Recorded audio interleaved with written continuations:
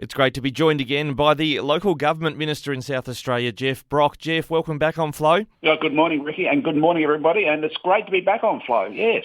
And we want to trace back through the history because we've had a little bit of discussion here on Flow with the Shadow Minister and the former administrator of Coober Pedy about the history with Coober Pedy. You're the former Local Government Minister before the Marshall Liberal Government came in.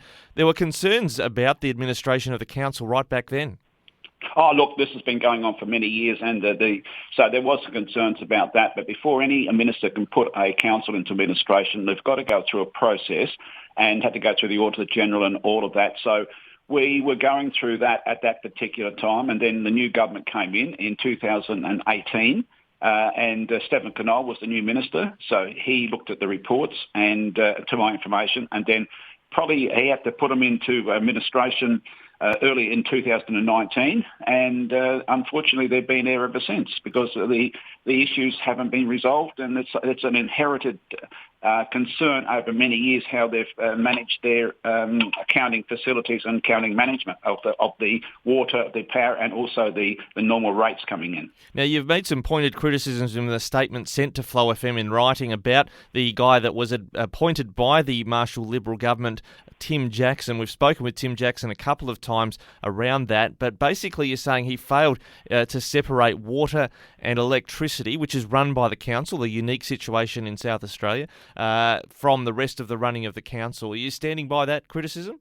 Look, when I say that hasn't happened, but let's be fair, Tim was sent up there as the administrator in 2019, and to my information, he didn't have I don't think he had any assistance from the three local government ministers in that period of time, and I'm not too sure I can't find out any assistance that the Local Government Association may have given the administrator at that particular time, and bearing in mind the shadow local government minister at the moment was the president of the LGA at the time.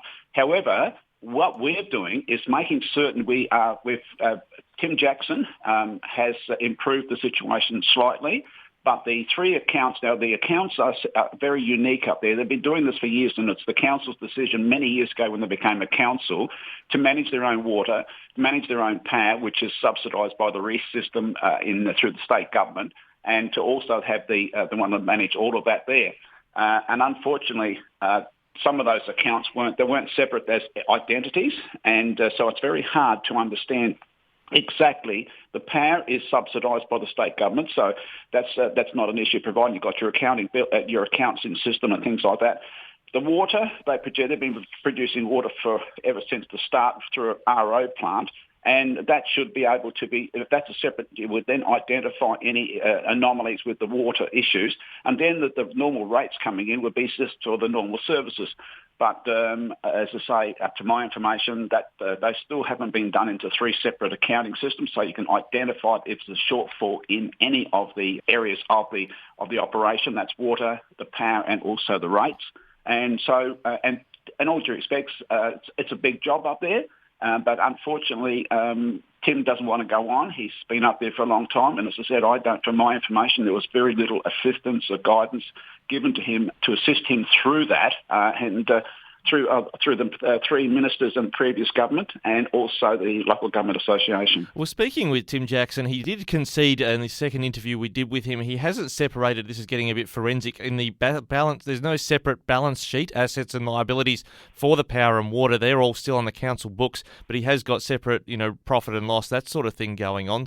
But he does, and you've criticised him in the written statement you gave us about him offering simplistic solutions. What he has stood by is his suggestion that the state government through SA Water and I guess SA Power Networks would buy both of those assets, the electricity and water, because the council's got about $1 million in debt. They've only got 1,900 ratepayers. It's a phenomenal amount of debt. Oh, look, he said that he's always said that. Just give us X number of $1 million and we'll wipe the debt out. But until we identify the root cause of what the issues are, and if you're going to buy something, you need to understand exactly what it is, the age of the facility and the maintenance you've been doing on that. But also you need to understand when whatever's costing you to produce it, when you bill that out, are you getting that money back in as part of that there? There is the way it is at the moment, everything's pushed into one account, and it's very hard to identify whether the rates are being too high. Is the water subsidising the rates, or vice versa? So we need to identify and bring those three identities back into three different sections, accounting systems, so we'll be able to then identify it. And that's why, I've gone up there, and since I've been the minister, I've gone up there twice. I've faced the 120 people up there at a public meeting, and they were very frustrated because they hadn't had anyone up there at all to talk to them directly. The communication is very, very important, Ricky, as we all understand. So what we've done now is that I've been up there. We've got we've gone for a new administrator. Colin Davies is the interim administrator until such time as we finalise the full-time administrator up there.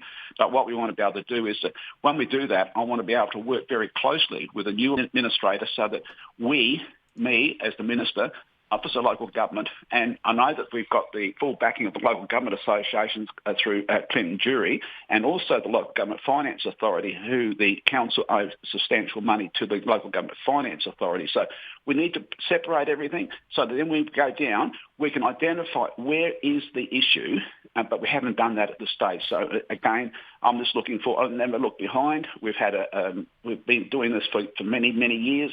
We haven't got a resolution at this stage, but I want to look to the front, and I want to work collaboratively with everybody, including the community up there, the Local Government Association, the Local Government Finance Authority, and also I've got a task force, and I know the Shadow Minister said, well, what do you want a task force for?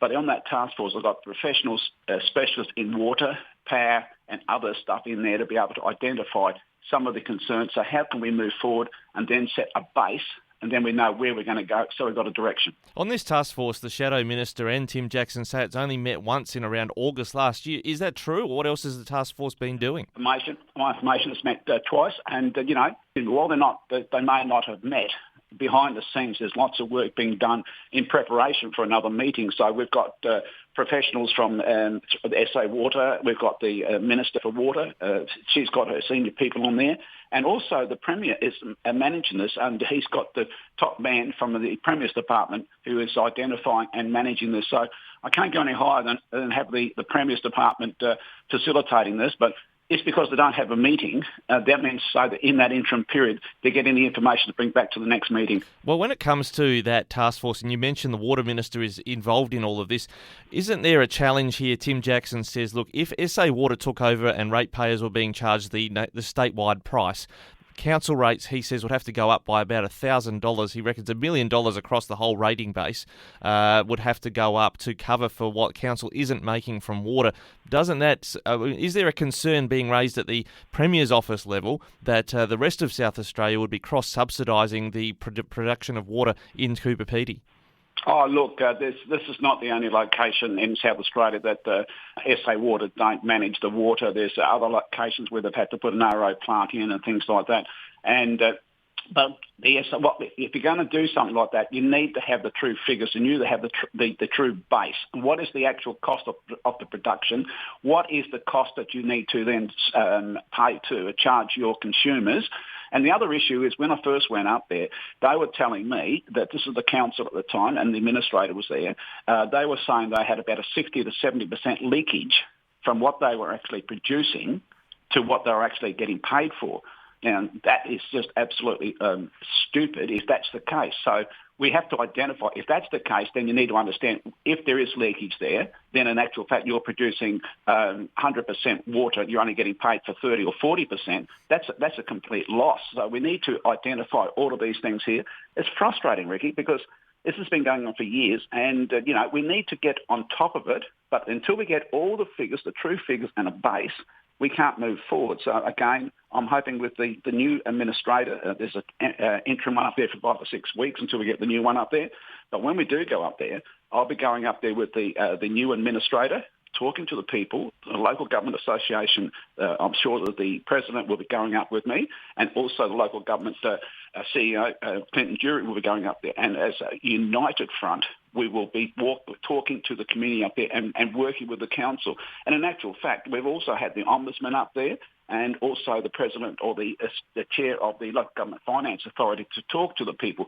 And once you start talking to the people, then they start to understand some of the anomalies we've got going. So we need to get on top of that. And it will be frustrating. It will take a bit of time, but we need to do it properly, Ricky. Absolutely, and the ball is in the government's court. We look forward to some updates on that one. Geoff Brock, the local government minister, thanks for joining us on that important topic for Coober Pedy today. Fantastic, mate, and good luck to everybody else out there.